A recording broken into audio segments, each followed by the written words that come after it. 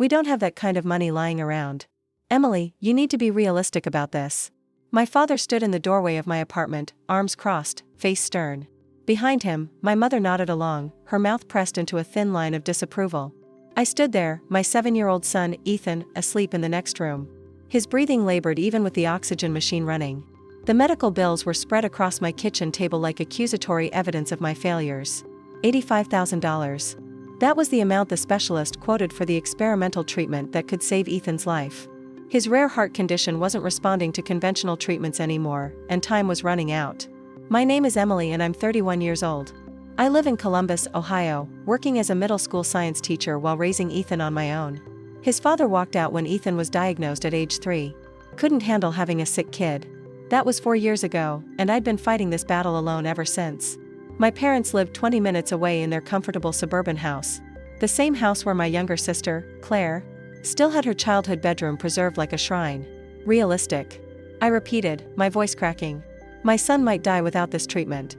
The doctor said he has maybe 6 months if we don't act now. My mother stepped forward, her hand touching my father's arm in that way she did when she wanted to soften his message, but wouldn't contradict him. Honey, we understand this is difficult, but we've already helped you so much over the years. We paid for 3 of his surgeries. We can't just empty our retirement accounts. I'm not asking you to empty them. I'm asking for a loan. I'll pay you back every penny. I'll get a second job. I'll do whatever it takes. My father shook his head. Emily, you're barely keeping your head above water as it is. How would you pay us back? Be sensible. There are payment plans, medical financing options. You should look into those. I had looked into them. I'd spent weeks researching every possible avenue. The payment plans would take too long. Ethan didn't have years to wait. The medical financing companies wanted interest rates that would bury me for decades, and most wouldn't approve me anyway because I was already drowning in medical debt. I've tried everything else, I said quietly. You're my last hope. My mother's expression softened slightly, and for a moment I thought she might convince my father. But then he spoke again, his voice firm. We can't do it, Emily. I'm sorry, but we have to think about our own future, too. We're not getting any younger. They left shortly after, and I stood at the window, watching their car pull away. The weight of their refusal settled over me like a suffocating blanket. I walked into Ethan's room and sat beside his bed, listening to the steady hiss of the oxygen machine. His small chest rose and fell unevenly. He looked so peaceful in sleep, unaware that his own grandparents had just sealed his fate. I made calls the next day. I reached out to every family member I could think of, distant cousins, my mother's siblings, anyone who might help. Most offered sympathy in small amounts that wouldn't make a dent. My Aunt Teresa sent $500 with a note saying she wished it could be more. I appreciated every penny, but I was trying to fill an ocean with a teaspoon. 2 weeks later, I came home from a particularly brutal day at school to find Ethan struggling to breathe. His lips had a blue tinge that sent panic shooting through me. I called the ambulance and they rushed him to the hospital. The doctor stabilized him, but the cardiologist pulled me aside with a grim expression. His condition is deteriorating faster than we anticipated, Dr. Morrison said. Without that treatment we discussed, I'd say he has 3 months at most, maybe less. I nodded numbly, unable to speak past the lump in my throat. My baby had 3 months unless I could find $85,000. I started a crowdfunding campaign that night, pouring my heart into the description, sharing photos of Ethan's bright smile from before he got so sick. Friends shared it, teachers from my school donated, even some of my students' parents contributed. But after 2 weeks, I'd only raised $12,000. It wasn't even close to enough. Then came the phone call from Claire. My sister's voice was breathless with excitement. Emily, I have the most amazing news. Jeffrey proposed. We're getting married. I tried to muster enthusiasm despite the heaviness in my chest. That's wonderful, Claire. Congratulations. I know, right? And Mom and Dad are being so incredibly generous. They're paying for the whole wedding. Can you believe it? They said we can have whatever we want. No budget limits. Jeffrey and I are thinking a destination wedding. Maybe Italy or the south of France. Oh, Emily, it's going to be absolutely perfect. My hand tightened around the phone. No budget limits? None. Dad said this is his little girl's special day and nothing is too good. We're meeting with wedding planners next week. The wedding won't be for another year, but we want to start planning now to make sure we get exactly what we want. I stood there in my tiny apartment, medical bills stacked on every surface, my son fighting for every breath in the next room, and listened to my sister gush about her unlimited wedding budget. Something cold and hard formed in my chest, a seed of understanding that would take root and grow in the months to come. The months that followed were a blur of hospital visits and mounting despair. I maxed out every credit card I owned, took out personal loans at predatory interest rates, and sold everything of value I possessed. My grandmother's ring, the one thing of my own mother's I'd been given, went to a pawn shop for $800. My car got downgraded to a 15-year-old sedan that barely ran. I moved from my one-bedroom apartment to a studio to save on rent. Through it all, Claire's wedding plans progressed like an unstoppable force of nature. Every family dinner, every phone call, every interaction somehow circled back to the wedding. My parents were consumed with it, attending tastings at five-star restaurants, touring venues in Tuscany via video call, discussing floral arrangements that cost more than my monthly salary. I tried to be happy for Claire. I really did. She was my little sister and there had been a time when we were close. But that closeness had faded over the years as it became clear that our parents saw us very differently. Claire was the golden child, the one who did everything right. She graduated college with honors, landed a prestigious job at a marketing firm, dated the right kind of men from good families. I was the one who got pregnant at 23 by a man who turned out to be worthless, who chose teaching instead of a more lucrative career, who couldn't even keep her son healthy. One evening in July, my mother called me. "Emily, honey, we need to talk about the wedding." "What about it?" I was exhausted, having just finished a summer school session and spent 3 hours at the hospital with Ethan. "Well, Claire wants you to be a bridesmaid, of course. But the dresses are going to be about $300, and we need you to order yours soon." $300. I did the math in my head. That was almost enough for 2 weeks of Ethan's medications. "I don't know if I can afford that right now." There was a pause. "Emily, this is your sister's wedding." "I know, but things are really tight." "Ethan's medical expenses." "You're always talking about Ethan's medical expenses." My mother interrupted, her voice taking on an edge. "I understand he's sick, but life goes on for the rest of us. This is Claire's special day." I closed my eyes. "Can I think about it?" "The deadline for ordering is next week. Claire has her heart set on having you in the wedding party." After we hung up, I sat in the dark of my studio apartment and cried. How had it come to this? How had my family become so blind to what was happening? My son was dying and they were worried about bridesmaid dresses and seating charts. Ethan's condition continued to decline. The experimental treatment was no longer an option. We'd missed the window. The doctors shifted to palliative care, focusing on keeping him comfortable. Every day I watched my son fade a little more, his bright spirit dimming along with his physical strength. He stopped asking when he could go back to school. He stopped talking about wanting to be a scientist when he grew up. He knew, in the way children somehow know, that he was running out of time. I took a leave of absence from teaching to be with him. My principal was understanding, but it was unpaid leave, which meant my already precarious financial situation became catastrophic. I applied for every assistance program, every grant, every charity I could find. Most had waiting lists months long or criteria I didn't meet. In September, 5 months after my parents refused to help, Claire's bachelorette party happened. My mother called to tell me all about it. They'd rented a villa in Napa Valley for the weekend. 12 of Claire's closest friends. All expenses paid by our parents. Wine tastings, spa treatments, a private chef. It was absolutely magical, my mother gushed. Claire was so happy. You should have seen her face. "How much did it cost?" I asked, unable to stop myself. "Oh, I don't know exactly. Your father handled all that. Maybe $10,000. But it was worth every penny to see Claire so joyful." $10,000. More than a tenth of what could have saved Ethan spent on a single weekend. I felt something inside me crack. A foundation of familial loyalty that I'd been clinging to despite everything. "That sounds wonderful," I said flatly. "You know, Emily, I wish you'd try to be more excited about this wedding. Claire feels like you're not really supporting her." I laughed, a harsh sound that startled even me. "Claire feels I'm not supporting her." "She does. She's noticed you've been distant. And you still haven't confirmed whether you'll be a bridesmaid." "I can't afford the dress, Mom." "I told you that." "Well, maybe if you managed your money better, you wouldn't always be in this position." The words hung in the air like poison. Managed. My money better? As if I'd been spending frivolously instead of fighting to keep my child alive. As if the crushing weight of medical debt was some kind of personal failing rather than the result of a broken healthcare system and a family that chose fancy parties over their grandson's life.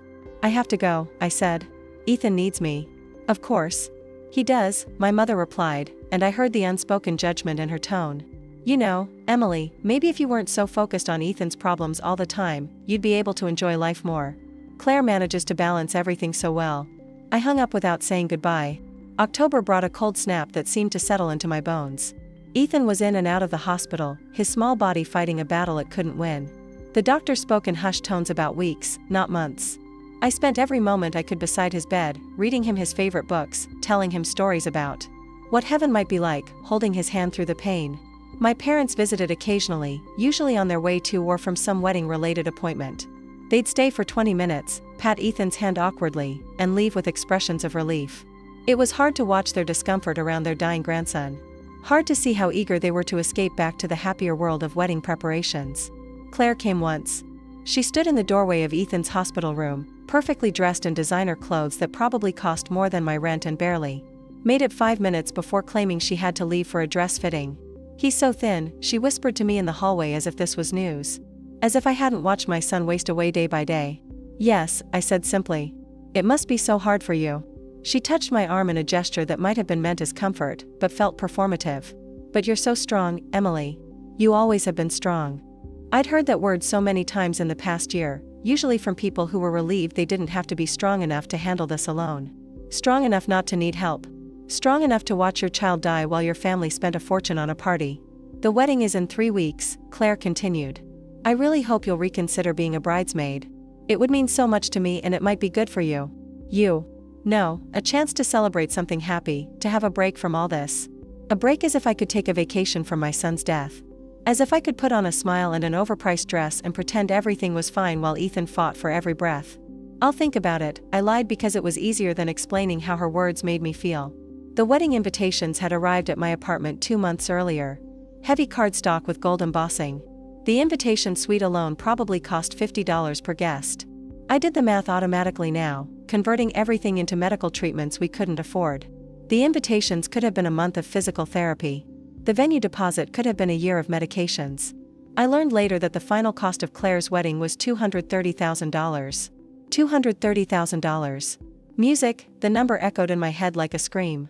They'd spent nearly 3 times what could have saved Ethan's life on a single day of celebration.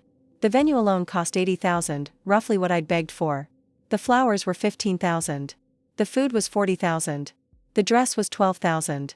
I learned these numbers gradually through overheard conversations and my mother's casual mentions. She had no idea what each figure did to me, how every dollar amount felt like a knife wound. Or maybe she did know and simply didn't care. 2 weeks before the wedding, Ethan had a particularly bad day. His heart was giving out, the monitors screaming their warnings, nurses rushing in. I stood beside his bed, gripping his small hand, and watched the medical team fight to stabilize him. They succeeded, but Dr. Morrison pulled me aside afterward. "Emily, he doesn't have much time left. Days, maybe a week. I think you should consider calling family, anyone who might want to say goodbye." I called my parents. My father answered, sounding distracted. "Emily, we're right in the middle of the rehearsal dinner preparations. Can this wait? Ethan is dying," I said, my voice hollow. "The doctor says days at most." There was a pause then. Oh, Emily, I'm so sorry. Do you need us to come? Do I need you to come?" My son, their grandson, was dying and he was asking if I needed them to come. "Yes," I said. "I think Ethan would want to see you. Of course, we'll try to stop by tomorrow. We have the final venue walkthrough in the afternoon, but maybe in the morning." They came the next day, arriving at 10 a.m. with Starbucks cups in their hands. They stayed for 15 minutes. Ethan was barely conscious. His breathing labored even with the oxygen turned to maximum. My mother cried a little, dabbing at her eyes with a tissue that probably cost more than Ethan's breakfast. My father stood stiffly by the door, checking his watch twice. "We have to go," my father finally said. "The florist is expecting us at 11 o'clock. "The florist," I repeated numbly, "for the centerpieces. It's important we get this right. There's no time for mistakes this close to the wedding." He seemed oblivious to the irony of his words. Standing in a room where the ultimate mistake, choosing flowers over family, was about to claim its final victim. They left with promises to come back soon. Promises I knew they wouldn't keep. Claire never came to say goodbye to her nephew. She was too busy with last-minute wedding emergencies, like the fact that the string quartet she'd hired had a cellist who'd fallen ill and been replaced. This was apparently a crisis worth multiple frantic phone calls. Ethan died on a Tuesday morning, 3 days before Claire's wedding. He slipped away quietly in his sleep, his small hand in mine. The nurse who pronounced him dead cried more than my parents would when I called to tell them. My mother's first words after I told her Ethan was gone. "Oh no. Oh, Emily. No. What terrible timing. Terrible timing." Because the funeral would interfere with the wedding preparations. That was the moment something fundamental shifted inside me. The grief was overwhelming. But beneath it, I felt something else growing. A cold, patient understanding. They'd made their choice. Now, I would make mine. The funeral was scheduled for Friday, 2 days before Claire's Sunday wedding. I didn't ask my parents to change the wedding date. I didn't ask Claire to postpone. I knew what the answer would be, and I didn't have the energy to hear them explain why their party was more important than my son's burial. What I didn't expect was for them to ask me to change the funeral. My mother called Wednesday evening. "Emily, honey, we need to talk about the funeral arrangements." I was sitting in Ethan's room, surrounded by his things, his favorite dinosaur poster, his collection of rocks he'd found at the park, the science kit I'd bought him last Christmas that he'd been too sick to use. "What about them?" "Well, Friday is really difficult for us. We have the wedding rehearsal that afternoon and the rehearsal dinner in the evening. It's all scheduled, deposits paid. Could you possibly move the funeral to Thursday or maybe next week?" I stared at the wall, unable to process what I was hearing.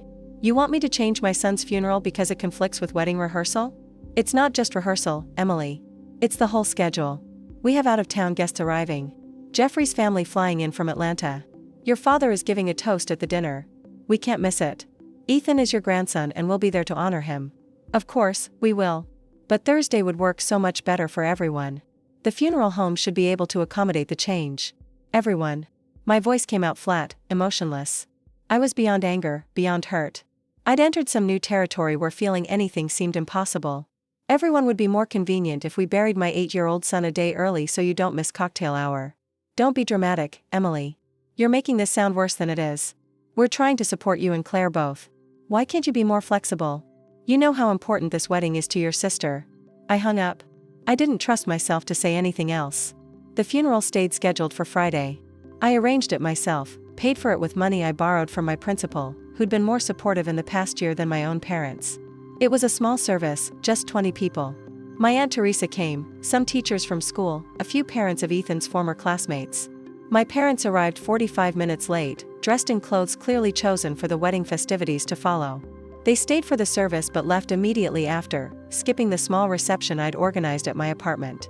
"We really have to go," my mother said, kissing my cheek with lips that barely made contact. "Claire is having a crisis about the seating arrangements, but it was a lovely service, Emily. Very tasteful." Tasteful. My son's funeral was tasteful. I watched them leave. Watched them drive away to their important appointments and critical emergencies, and I felt something inside me turn to stone. The grief was still there, crushing and absolute, but it was contained now, locked behind a wall of ice-cold clarity. Saturday, I spent alone in my apartment, surrounded by sympathy cards and medical bills. The crowdfunding campaign that had raised $12,000 had been closed. The money used up months ago on treatments that only delayed the inevitable. I owed $73,000 in medical debt, had maxed out credit cards totaling another $25,000, and my rent was 2 months overdue. Ethan's death hadn't ended my financial nightmare. It had just made it pointless. My phone buzzed with messages from distant relatives and friends asking if I was okay, if I needed anything. I didn't respond. What I needed was impossible. I needed my son back. I needed my parents to have been different people. I needed to wake up and discover the past year had been a nightmare. Sunday morning, Claire's wedding day. I woke at dawn. I hadn't planned to think about it. Hadn't wanted to acknowledge it was happening. But my phone lit up with a text from my mother. "Wish you were here to share this special day. Claire Iyer looks absolutely stunning." I stared at that message for a long time. Wish you were here. As if I'd simply chosen not to attend, as if I was missing it because of a scheduling conflict rather than because I'd buried my son 2 days earlier. I got dressed and went for a walk. Columbus was beautiful in late October, leaves turning golden red. Ethan had loved autumn. We'd planned to go to the pumpkin patch this year, just one more thing that would never happen. My phone continued buzzing throughout the day, photos from the wedding. My mother had added me to some kind of group chat with extended family. I watched the images load one by one. The venue in Tuscany Annie photographed at golden hour. Claire in her designer gown. A dress that cost more than most people's cars. The floral arrangements elaborate and excessive. The 5-tier cake. The champagne tower. The string quartet playing on a terrace overlooking Vineyard Hills. $230,000 of celebration while my son's body lay in a cemetery where I couldn't even afford a proper headstone yet. I scrolled through the photos with a strange sense of detachment. Everyone looked so happy. My father in his tuxedo, beaming with pride. My mother, elegant in her mother of the bride dress that probably cost $3,000. Claire and her new husband. Faces glowing with joy and possibility. Extended family members I'd called begging for help, now dressed in their finest, celebrating with champagne that cost more per bottle than they donated to Ethan's treatment fund. One photo showed my parents dancing, my mother's head thrown back in laughter. The caption read, "Best day ever. So blessed." I set my phone down and walked to the bathroom. I looked at myself in the mirror. I'd lost 15 pounds in the past month, and my eyes were sunken, circled with dark shadows. I looked like I'd aged 10 years. I looked like someone who'd watched their child die while their family partied. That night, alone in my studio apartment, I made myself a promise. This wasn't over. They thought they could discard Ethan's life, discard me, and move on to their happy celebrations without consequence. They thought their money and their social standing and their self-centered priorities could insulate them from accountability. They were wrong. I didn't know how yet. But I would make them understand what they'd done. I would make them feel a fraction of what I'd felt. Not revenge exactly. Justice, a reckoning. I pulled out a notebook and started writing down everything. Every conversation, every refusal, every dollar amount. I documented the timeline when I'd asked for help, when they'd refused, when Claire's wedding planning began, when Ethan died. I wrote down who'd been at the funeral, who hadn't. I noted every expense my mother had mentioned for the wedding. I wasn't sure what I'd do with this information, but I knew I needed it. Evidence, proof, a record of everything that had been taken from Ethan. From me? My phone buzzed again. Another text from my mother. Home from Italy. Exhausted, but so happy. Claire and Jeffrey's first dance was magical. I'll send you the video. I typed back. Glad you had a good time. 3 dots appeared, disappeared, appeared again. Finally. We'll come by next week to check on you. I'm sure you're feeling better by now. Feeling better. As if grief worked on a schedule. As if 1 week after your child's death, you were expected to be recovered and ready to hear about how magical someone else's party was. I didn't respond. The weeks after the wedding passed in a gray haze. I returned to work, moving through my days like a ghost. My students were kind, softer with me than they'd ever been. The administration had granted me extended bereavement leave, but I'd declined. I needed the structure, needed something to fill the hours that used to be consumed by doctor appointments and medication schedules and hope. My parents called occasionally, brief check-ins that felt more like obligations than genuine concern. How are you holding up? They'd ask and then fill the silence with updates about Claire's honeymoon, about remodeling projects they were planning, about holiday plans. They never mentioned Ethan. It was as if he'd never existed, as if acknowledging his absence might spoil their good mood. Claire sent a single text. I'm sorry about everything. I hope we can move past this. Move past this. Move past watching my son die. Move past being abandoned by my family, move past the fact that she'd had a $4 million wedding while my child suffocated to death because we couldn't afford treatment. I didn't respond to that either. In December, 2 months after Ethan's death, my parents invited me to Christmas dinner. I almost declined, but curiosity got the better of me. I wanted to see them, to understand how they lived with what they'd done. Their house was decorated like something from a magazine spread, a 1200 tree, professionally decorated, garlands and lights on every surface. The smell of expensive catering filled the air. Claire and Jeffrey were already there when I arrived, looking tanned and relaxed from their honeymoon in Bali. Emily. My mother hugged me, her perfume overwhelming. I'm so glad you came. We've missed you. I stood stiffly in her embrace. Thank you for inviting me. Dinner was elaborate. Prime rib, lobster tails, sides I couldn't name. Wine that my father proudly announced cost $200 a bottle. Everyone talked and laughed, sharing stories from the wedding, from the honeymoon, from their comfortable lives. I sat quietly, pushing food around my plate. Emily, you're so quiet. Claire said, her voice carrying that concerned tone that didn't reach her eyes. Are you okay? I'm fine. You know, Jeffrey and I were thinking. Maybe you should consider moving somewhere else. A fresh start might help you heal. Columbus has too many sad memories now. I looked at her at this woman who was my sister in name only. Where would I go? I don't know. Somewhere cheaper, maybe.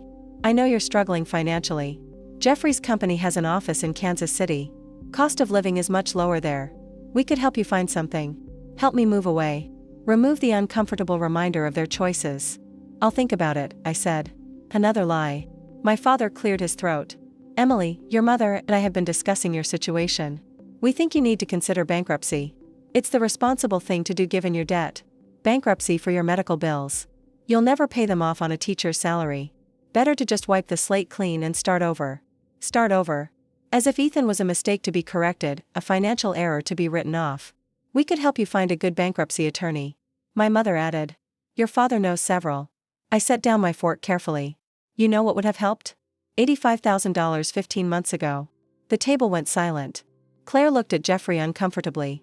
My mother's smile froze in place. Emily, my father said, his voice carrying a warning. We've been over this. Have we? Because I don't remember us ever really discussing it. You said no, and that was it. We made a difficult decision based on our financial situation. Your financial situation? I gestured around the room. This doesn't look like financial difficulty. The $230,000 wedding doesn't suggest financial difficulty. Claire's face flushed. That's not fair, isn't it? I stood up, my chair scraping against their expensive hardwood floor. You spent almost 3 times what could have saved Ethan's life on a single day. A party. Flowers and cake and a dress you'll wear once. Emily, that's enough. My father said, standing as well. His face was red, angry. We made the choice we thought was right. We're not going to apologize for supporting your sister's happiness and Ethan's life. What about supporting that? He was sick, my mother said, her voice shaking. The doctor said there was no guarantee the treatment would work. We weren't going to throw away money on something that might not even help. But you'd throw away twice that much on party favors and centerpieces that went in the trash the next day. Get out. My father said. If you're going to be disrespectful, you can leave. I grabbed my coat. Don't worry, I'm going. You're just bitter because your life didn't turn out the way you wanted. Claire called after me. It's not our fault you made bad choices. I stopped at the door and turned back. They were all standing now, a unified front against me. My parents, my sister, her husband. All of them comfortable, secure, righteous in their positions. Bad choices, I repeated like trusting family. Like believing blood meant something, like thinking you'd choose your grandson over a party. I walked out into the cold December night and got into my beat-up car. I sat there for a moment, watching through the window as they settled back down to their expensive dinner, probably already dismissing me as dramatic, unstable, ungrateful. That was the last time I spoke to any of them for 4 years. Life continued because that's what it does. I declared bankruptcy as my father had suggested, wiping out most of my medical debt, but destroying my credit for years to come. I moved to a cheaper apartment in a worse neighborhood. I took on tutoring jobs in the evenings and summers to make ends meet. I existed, but I didn't live. I also planned. I couldn't touch them yet. I was too powerless, too broken, too consumed with grief and survival. But I was patient. I watched from a distance, following their lives through social media accounts they didn't realize I could still see. I documented everything, adding to my notebooks. I waited. Claire got pregnant a year after her wedding. My mother posted constant updates about the pregnancy, the baby shower, the nursery preparations. The baby, a girl named Sophia, arrived healthy and perfect. The photos showed my parents beaming, holding their first grandchild, as if Ethan had never existed, as if Sophia was their first and only. I saw one comment on my mother's Facebook post from a distant cousin. Your first grandchild. So exciting. My mother's response, yes, we're over the moon. Not a correction, not even an acknowledgement that another grandchild had existed, had died, had mattered. Ethan had been erased from the family narrative. I took a screenshot and added it to my collection. 2 years after Ethan's death, I went back to school. Online classes at night, working toward a master's degree in education administration. I was promoted to assistant principal after 3 years. The salary increase was modest, but it was progress. I was building something slowly and deliberately. I also started saving money. Every extra dollar went into a separate account, one I never touched. I didn't know what I was saving for exactly, but I knew I'd need resources eventually. Power required capital. During those years, my parents tried to reach out occasionally, birthday cards with generic messages, Christmas gifts sent through the mail, usually gift cards to stores I didn't shop at. My father called once to tell me they'd set up a small college fund for Sophia and wondered if I wanted to contribute. I hung up on him. Claire sent a birth announcement when she had her second child, a boy named Jackson. The card featured a professional photo of their perfect family, expensive clothes, and genuine smiles. On the back, someone had written, "Hope you're doing well," as an afterthought. I kept every card, every announcement, every casual dismissal. Evidence. For years after Ethan's death, I was principal of a successful middle school, earning enough to live comfortably. Though I still kept my lifestyle modest, I'd rebuilt myself from nothing, created a life that had purpose and meaning even without the person who'd given it both. I'd also continued following my family's activities. Claire's husband, Jeffrey, had been promoted to vice president at his company. They'd bought a larger house in an exclusive neighborhood. My parents had taken up golf, joining an expensive country club. They traveled frequently, posting photos from beaches and European cities. Life was good for them, better than good. Then, in early spring, something changed. I got an email from an address I didn't recognize. The subject line read, "Important Family Matter." I almost deleted it as spam, but something made me open it. "Emily, this is your Aunt Teresa. I'm reaching out because I thought you should know that your father lost his job 3 months ago. He's been trying to keep it quiet, but the situation is serious. His entire retirement account was invested in his company stock, which collapsed when the company went bankrupt. Your parents have lost almost everything. They're facing foreclosure on their house. I know you and they aren't close, but I thought you'd want to know. Your father is too proud to ask for help, but they need it. Please call me if you can. Love, Teresa." I read the email 3 times. Then I went to my computer and started searching. It didn't take long to find the news articles. The company my father had worked for, a regional manufacturing firm, had been caught in a massive fraud scandal. The CEO was facing federal charges. The company had declared bankruptcy and thousands of employees had lost their jobs and their retirement savings. My father's name appeared in several articles as one of the senior executives who'd lost everything. I sat back and stared at the screen. After all these years, after building their comfortable life on the grave of my son's memory, they'd lost it all. Karma, some might call it. Justice, others would say. I didn't have a name for what I felt. It wasn't satisfaction exactly. It was more like recognition. The universe had shifted and suddenly I wasn't powerless anymore. My phone rang a week later. My mother's number. I stared at it, watching it ring, then go to voicemail. She called again the next day and the day after that. I never answered. Then came a knock on my door one evening in May. I looked through the peephole and saw my father standing there. He looked older than I remembered, grayer, thinner, diminished. I opened the door but left the chain engaged. "Yes, Emily." His voice cracked on my name. "Please, we need to talk about what? Can I come in?" "No." He flinched. "I know things have been difficult between us. I know we've made mistakes, but we're family. We need help."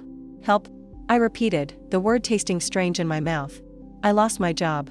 You probably heard. We're in serious financial trouble. The house is in foreclosure. Your mother's medical insurance ran out and she has some health issues that need addressing.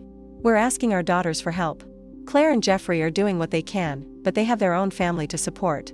We thought maybe you could contribute something, even a small amount. A loan perhaps that you could pay back when your situation improves." I stared at him through the gap in the door. "When my situation improves? I know you're doing better now. I saw online that you're a principal. That must pay well. We wouldn't ask if we weren't desperate." "Desperate?" I said softly. "That's interesting. I remember being desperate once." His face colored. "Emily, please. This isn't the time to dredge up the past. Isn't it?" I smiled and it wasn't a kind expression. "You're asking me for money because you're facing financial ruin. That sounds familiar. This is different." "How?" "We're your parents and Ethan was your grandson." The silence stretched between us like a chasm. "How much do you need?" I finally asked. Hope flared in his eyes. "We owe about $90,000 on the house. If we could come up with that amount, we could keep it, but anything would help. Even $20,000 or $30,000 would give us time to figure something out." $90,000. More than what could have saved Ethan. I felt something cold and final settle in my chest. "I'll think about it," I said, and closed the door in his face. Behind the closed door, I leaned against the wall and smiled. Finally, after 4 years of waiting, of planning, of building myself back up from nothing, the opportunity I'd been waiting for had arrived. Now came the reckoning. I didn't contact my parents for 2 weeks. Let them wait. Let them wonder. Let them feel the anxiety of uncertainty. Every day that passed, their situation grew more dire. I knew this because I'd started checking the public foreclosure listings. Their house, the house I'd grown up in, was scheduled for auction in 45 days. During those 2 weeks, my mother called 17 times. My father called 9. Claire sent 3 lengthy text messages explaining how our parents had always done their best, how they were good people who'd made some mistakes, how family was supposed to forgive and help each other. The irony was apparently lost on her. I responded to none of them. Instead, I did research. I looked into their financial situation as thoroughly as I could from the outside. The house was worth about $320,000, and they owed $90,000. They had equity, but not enough to start over somewhere nice. They'd have to move to a modest apartment, maybe in a less desirable area. They'd have to learn to live on Social Security and whatever my father could scrape together from a new job if anyone would hire a 63-year-old disgraced executive. It would be hard for them, humbling, a complete reversal of the comfortable life they'd built. But they'd survive. That was the difference between their situation and what Ethan had faced. They weren't going to die. They were just going to be uncomfortable. On the 15th day, I finally called my father back. "Emily," he sounded breathless, desperate. "Thank God. I was so worried you wouldn't call. I've been thinking about your request. And I could hear the hope in his voice, pathetic and naked. I want to meet all of you. You, Mom, and Claire. We need to have a conversation. Of course. Of course. When? Where? We can come to you or we could meet somewhere neutral. Whatever you prefer. My apartment Saturday at 2 p.m. We'll be there. Thank you, Emily. You don't know what this means to us. I hung up without responding. Saturday arrived cold and gray. Appropriate weather for what I had planned. I'd spent the morning preparing, arranging chairs in my small living room, setting out a folder on the coffee table. I'd printed documents, organized them chronologically. Everything was ready. They arrived at exactly 2 p.m., all three of them. My father looked worse than he had at my door, his suit hanging loose on a frame that had lost weight. My mother seemed to have aged a decade, her hair more gray than I remembered, her face lined with worry. Claire looked uncomfortable, dressed too formally for my shabby apartment, clutching her designer purse like a shield. Emily, my mother said, moving as if to hug me. I stepped back. Sit down.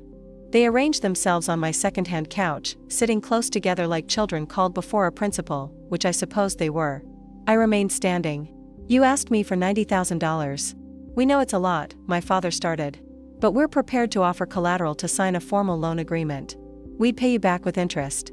How? I asked flatly. You have no income. Mom doesn't work. What would you use to pay me back? I'm looking for work. Something will come through at 63. With your reputation attached to a fraud scandal, he flinched. That wasn't my fault. I had no idea what the CEO was doing. Ignorance isn't innocence. You were a senior executive. You should have known. I picked up the folder from the coffee table. But we're not here to discuss your career failures. We're here to discuss your request for money. Will you help us? My mother asked, her voice small. That depends. I have some questions first. I opened the folder and pulled out the first document. Do you remember this conversation? May 16th, 4 years ago. I came to you and asked for $85,000 to pay for Ethan's treatment. My mother's face went pale. Emily, we've been over this. Have we? Because I don't think we have. Not really. Not honestly.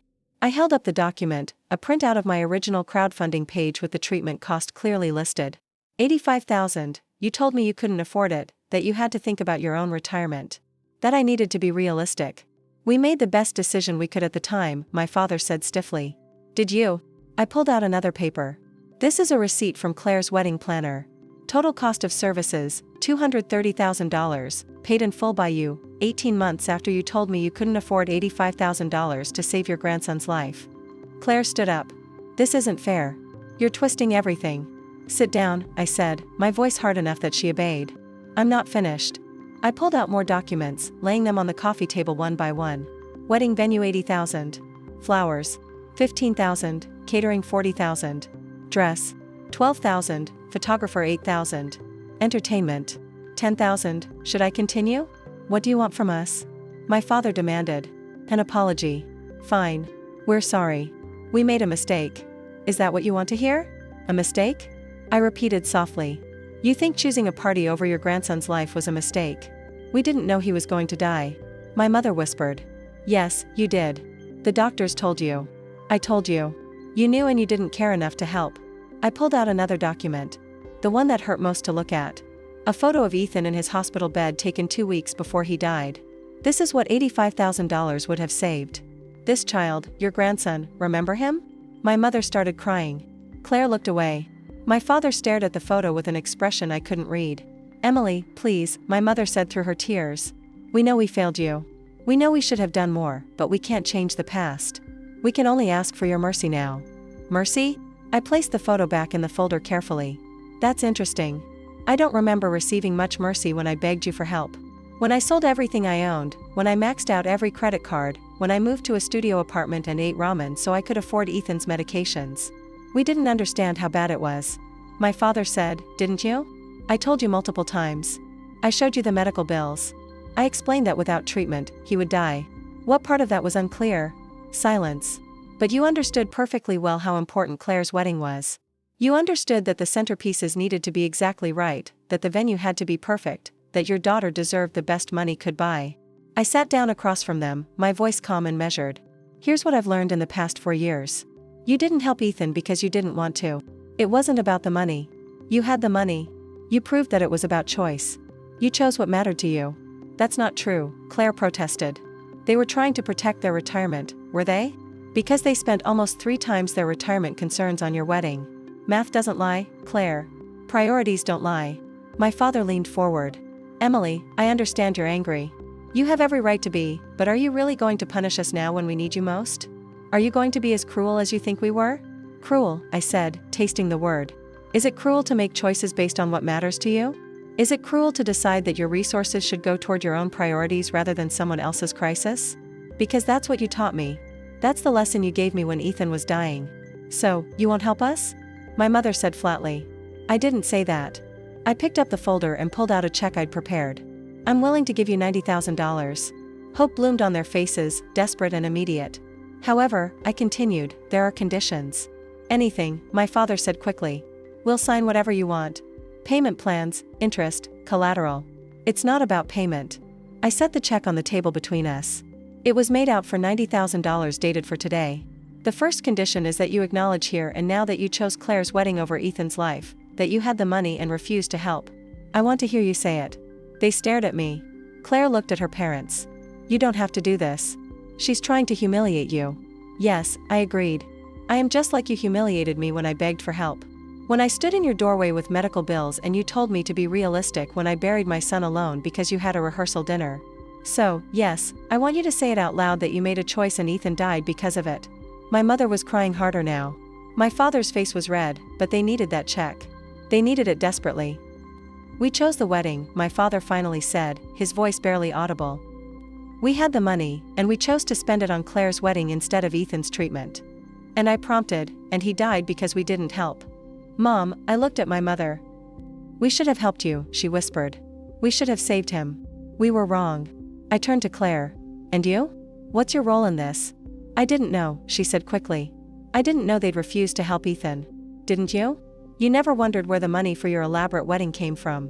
You never thought it was odd that I asked you to move your bachelorette party because Ethan was in the hospital and you refused. You never questioned having your wedding 3 days after your nephew's funeral. She had no answer. Here's the second condition, I continued. You take this money, you save your house, and you never contact me again. No birthday cards, no Christmas gifts, no phone calls. You remove me from your lives completely the way you removed Ethan from your memories. You go back to pretending I don't exist. Emily, you can't mean that. My mother said, we're family. No, I corrected her. We share DNA. Family is something else. Family shows up. Family sacrifices. Family doesn't let children die while they plan parties.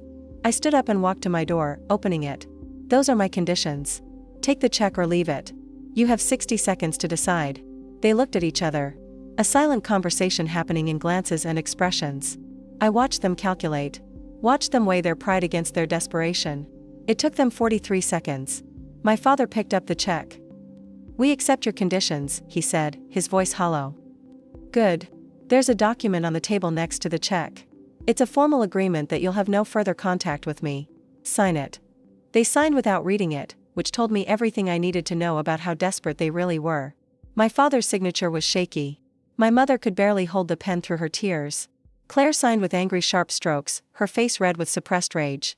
When they finished, I collected the document and handed them the check. You can go now. Emily, my father started, but I cut him off. You agreed to the conditions. No contact means no contact. Leave. They filed out silently, my mother crying, my father's shoulders slumped, Claire walking stiffly beside them. I closed the door behind them and locked it. Then I walked to my bedroom and opened my laptop. I pulled up my bank account and looked at the balance. The $90,000 I'd just given them had been transferred from my savings this morning. That account now showed $12,000 remaining. Years of careful saving, of living modestly, of putting aside every extra penny, reduced to almost nothing. But I wasn't done. I opened my email and composed a message to my Aunt Teresa, the only family member who'd shown any real concern for me over the years. I attached a document, a letter I'd written months ago, waiting for the right time to send it. Aunt Teresa, I wanted you to know what really happened with Ethan. I've attached a complete timeline of events, including all the requests I made for help and the responses I received. I've also included documentation of the expenses my parents incurred during that same period, particularly regarding Claire's wedding. I thought the family should know the truth. Please share this with anyone you think should see it. Love, Emily. I hit send. The document I'd attached was comprehensive. Every conversation, every refusal, every wedding expense, every hospital bill. The photo of Ethan in his hospital bed, screenshots of my mother's Facebook posts calling Sophia her first grandchild. The timeline showing how my parents attended Claire's rehearsal dinner instead of Ethan's funeral reception. Everything laid out in chronological, undeniable detail. My Aunt Teresa had a large extended family network. She was the type who forwarded emails to dozens of people, who shared everything on social media. By tomorrow, everyone would know. My parents' friends, their country club, their church, their neighbors. The truth would spread like wildfire. The check I'd given them would clear. They'd keep their house. But they'd lose something more valuable. Their reputation, their comfortable social standing, the image they'd carefully crafted of being generous, loving parents and grandparents. Everyone would know what they'd really chosen, what they'd really valued. A knock came at my door an hour later. I looked through the peephole and saw Claire standing there alone, her face furious. I opened the door, but didn't invite her in. "You signed an agreement not to contact me. That email you sent. You can't do that. You're ruining their lives." "I'm telling the truth. There's a difference. You're vindictive and cruel. You're destroying them out of spite." "No," I said calmly. "I'm giving them exactly what they gave me. Consequences. Actions have consequences, Claire. They made choices, and now they get to live with them. Just like I've had to live with watching my son die. They gave you $90,000. They gave me back a fraction of what they stole from Ethan, from me. And they only did it because they had no other choice. If they weren't desperate, would they have helped? We both know the answer. You're never going to let this go, are you? You're going to hate us forever." "I don't hate you," I said, and realized it was true. Hate requires caring. I don't care about any of you anymore. You stopped being my family the day you chose a party over my son's life. Now you're just strangers who happen to share my last name. Mom is devastated. Dad looks broken. Was that worth it? Ask Ethan if it was worth it." "Oh, wait. You can't because he's dead." Claire's face crumpled. "You really are as heartless as they said." "Heartless? My heart broke 4 years ago and you weren't there to see it. You were too busy planning your perfect wedding and your perfect life. So don't talk to me about heartless, Claire. You don't get to use that word." She turned and walked away, and I closed the door for the last time on my biological family. Over the next few months, I heard through indirect channels what happened to them. My parents were indeed socially ostracized. Friends stopped calling. The country club membership was quietly not renewed. Church attendance became awkward enough that they stopped going. They kept their house, but it became a prison of sorts, a place where they lived with their choices. My father eventually found work as a consultant, making a fraction of his former salary. My mother developed anxiety issues and started therapy. Claire and Jeffrey moved to another state, putting distance between themselves and the scandal. Their Christmas cards, which had once been elaborate productions, stopped coming altogether. I heard my mother told people I was dead, that it was easier than explaining why her daughter wanted nothing to do with her. I supposed I was dead to them. The daughter who'd been grateful for scraps, who'd accepted being second best, who'd swallowed her pain to keep the peace. That person didn't exist anymore. As for me, I continued building my life. I dated eventually, though carefully. I made real friends, the kind who showed up when things were hard. I traveled to places Ethan would have loved and scattered his ashes in beautiful locations around the world. I lived for both of us. The $90,000 I'd given my parents was worth it. Not because they deserved help, but because it gave me closure. I'd proven I was the better person. The one who showed mercy even when none had been shown to me. And then I'd walked away, leaving them to live with the weight of their choices. Some might say I was cruel. That real forgiveness means letting go completely, helping without conditions. But those people never watched their child die alone while their family celebrated elsewhere. They never had to choose between electricity and medicine. They never had to bury their baby with borrowed money while knowing $4 million had been spent on cake and flowers. I gave my parents what they'd asked for on my terms. I'd lived up to my obligation as their daughter one final time, and then I'd close that door forever, just as they closed the door on Ethan when he needed them most. In the end, revenge wasn't about cruelty. It was about justice, about balance, about ensuring that consequences met actions. They taught me that family was conditional, that love had limits, that some lives mattered more than others. I simply returned their lessons wrapped in a check they couldn't refuse and a truth they couldn't escape. And I moved forward into a future they'd never be part of, carrying Ethan's memory with me, finally at peace.